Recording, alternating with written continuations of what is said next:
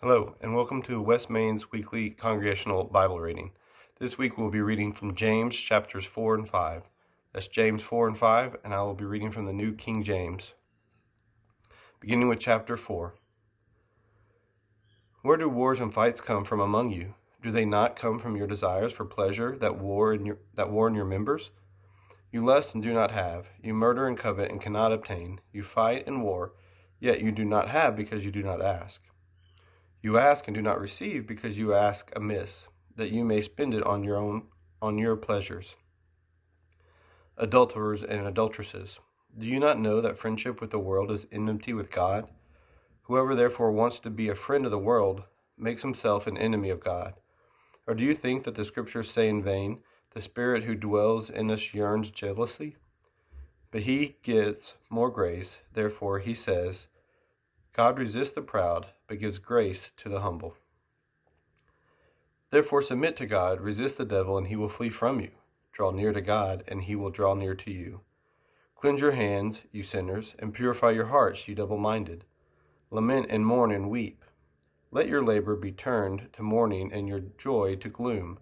Humble yourselves in the sight of the Lord, and he will lift you up.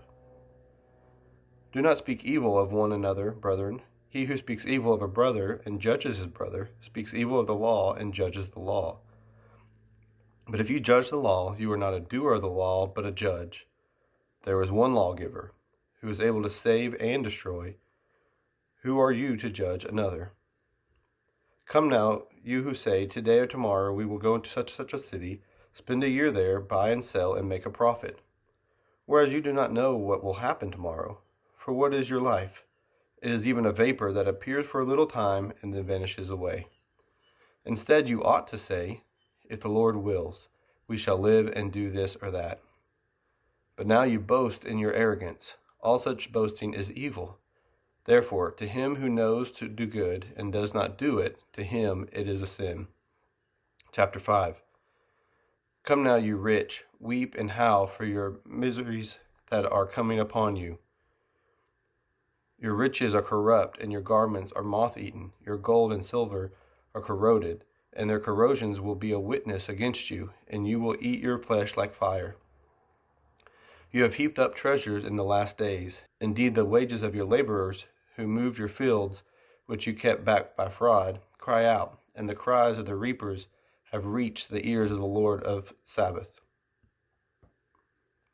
You have lived on the earth in pleasure and luxury. You have fattened your heart as in the day of the slaughter. You have murdered the just. He does not resist you. Therefore be patient, brethren, until the coming of the Lord. See how the farmer waits for the precious fruits of the earth, waiting patiently for it until he receives the early and latter rain. You also be patient. Establish your hearts, for the coming of the Lord is at hand. Do not grumble against one another, brethren, lest you be condemned. Behold, the judge is standing at the door. My brethren, take the prophets who spoke in the name of the Lord as an example of suffering and patience. Indeed, we count them blessed who endure. You have heard of the perseverance of Job, and seen the end intended by the Lord, that the Lord is very compassionate and merciful. But above all, my brethren, do not swear, either by heaven or by earth, or with any other oath, but let your yes be yes, and your no be no, lest you fall into judgment. Is anyone among you suffering? Let him pray. Is anyone cheerful? Let him sing psalms. Is anyone among you sick? Let him call for the elders of the church, and let them pray over him, anointing him with oil in the name of the Lord. And the prayer of faith will save the sick, and the Lord will raise him up, and if he has committed sin, he will be forgiven. Confess your trespasses to one another, and pray for one another, that you may be healed. The effective, fervent prayer of a righteous man avails much. Elijah was a man with a nature like ours, and he prayed earnestly that it would not rain, and it did not rain on the land for 3 years and 6 months. And he prayed again, and the heaven gave rain, and the earth produced its fruits. Brethren, if anyone among you wanders from the truth, and someone turns him back, let him know that he who turns a sinner from the error of his way will save his soul from death and cover a multitude of sins.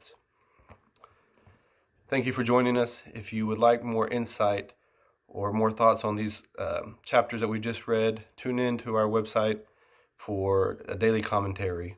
Thank you, and God bless.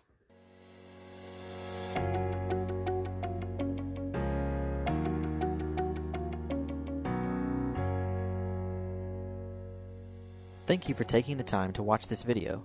Subscribe to our YouTube channel and follow us on Facebook for more content like this.